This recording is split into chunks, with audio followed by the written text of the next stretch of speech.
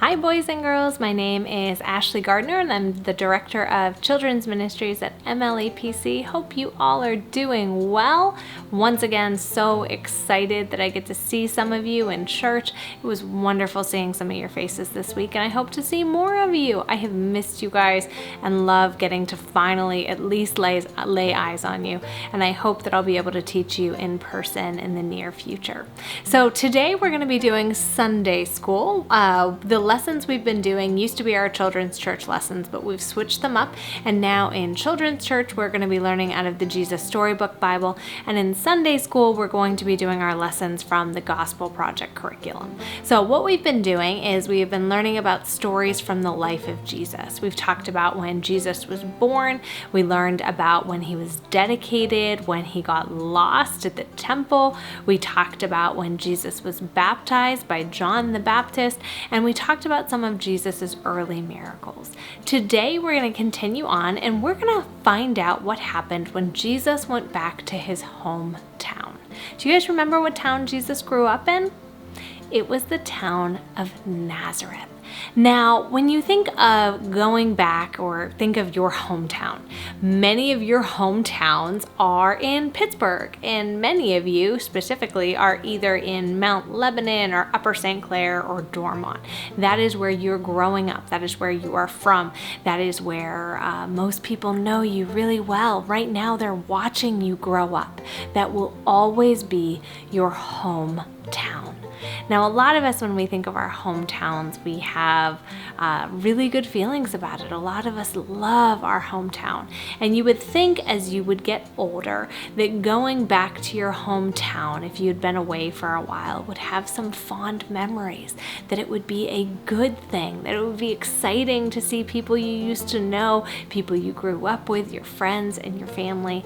But in today's story, it was a little different for Jesus. Jesus wasn't just any person. He wasn't just a regular guy going back to his hometown. He was the Son of God, and he had been doing miracles. He had been doing miracles in Capernaum. He had been healing people. He had been healing leprosy and the blind and driving out evil spirits. And there were some people in his hometown that basically were saying, hey, we grew up with this kid. We didn't see this kid doing any of these things. And they really questioned who he was and his ability to do those things. So we're going to see today what happens in our story when Jesus starts to reveal to the people in his hometown who he really is. Who did I say God was? I just said it a couple seconds ago. He was the Son of God. And the thing is, with the Son of God, it wasn't just on a whim that God decided to send Jesus. God had been planning it for thousands of years before Jesus came. From the beginning of creation, God had planned to send Jesus. And God had sent messages through his prophets to prepare the people for Jesus coming. And one of the people he gave a message like this to was a prophet by the name of Isaiah. You might remember Isaiah. We actually talked about him this fall. We actually learned quite a few stories from him, but specifically Isaiah was the one who we talked about had the vision of when he was in the temple. He saw the train of God's robe, so the back of God's robe. He saw it fill the entire temple. And remember, Isaiah was the one that said, I'm a man of unclean lips. And he was terrified that because he was in the presence of God that he was going to die. And we talked about how powerful, how big, how mighty, how holy God was. And it wasn't until that angel came with the burning coal and touched Isaiah's tongue that he could stand in the presence of God. So God spoke some pretty powerful messages through Isaiah, and some of these messages had to do with when God was going to send his Messiah, the anointed one, God's Son. Like I said, God knew this was going to happen for thousands of years beforehand. So God was going to prepare the people, and Isaiah was one of the ones given these messages about Jesus. And so when Jesus goes to his hometown of Nazareth. You're going to hear today how Jesus was given a scroll. It was back then almost like a Bible. It was what God's word was written on. And he opened the scroll and read a passage from Isaiah that was written around 700 years before Jesus was born. Did you catch that? Not 7 years. 700 years before Jesus was born. And it talks about this coming Messiah. And Jesus reads it to the crowd in Nazareth, to the people in the synagogue. And we're going to see what Jesus says about this passage. And we're going to see how the people in the synagogue respond to it. So I hope you guys enjoyed this video, and I'll see you again in a couple seconds. Hey friends, I'm Megan. And I'm Jessie. Hey Megan, look at this book I found at my house. Oh, cool. I think it's a school yearbook. A school yearbook shows what happened during a year of school. It usually has pictures of everyone who went to school that year. This one is from 2006. Yeah, it's my dad's yearbook. Look at his picture. He was so young. Oh, wow. He sure was. Now he's all grown up. Yes, he is. In today's Bible story, Jesus was all grown up and he went back to the town where he was a young boy. Listen to what happened while Jesus was there.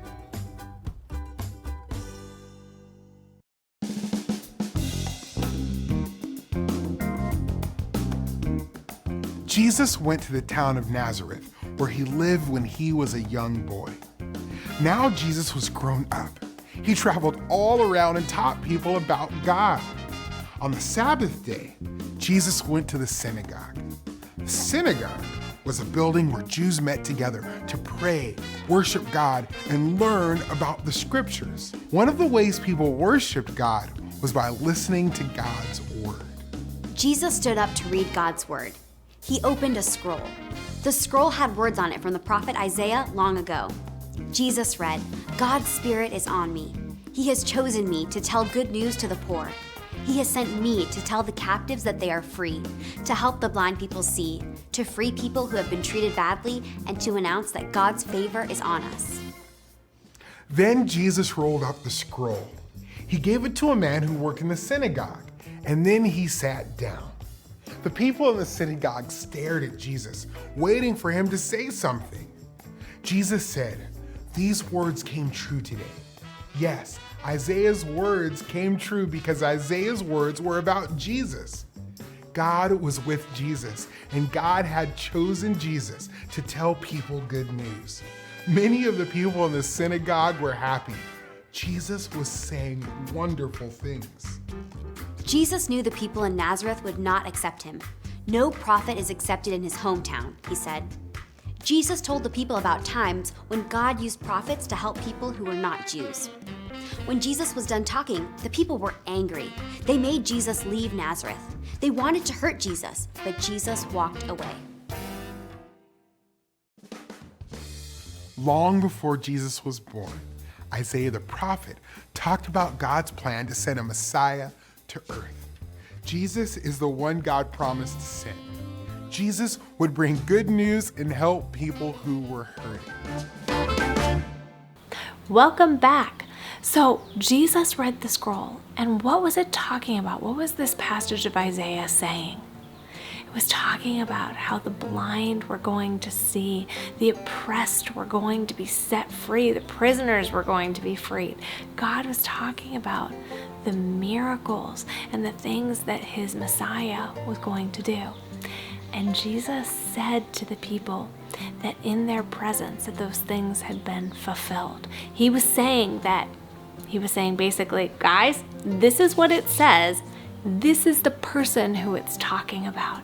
He was saying to the people, and they knew that this was a passage talking about the coming Messiah.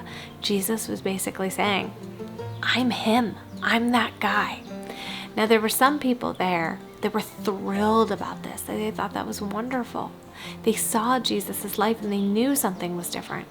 But there was other people that were basically saying, I knew this guy growing up. He was Joseph's son. Like, how could he be the Messiah? And they were really upset about what Jesus said. They thought he was a liar.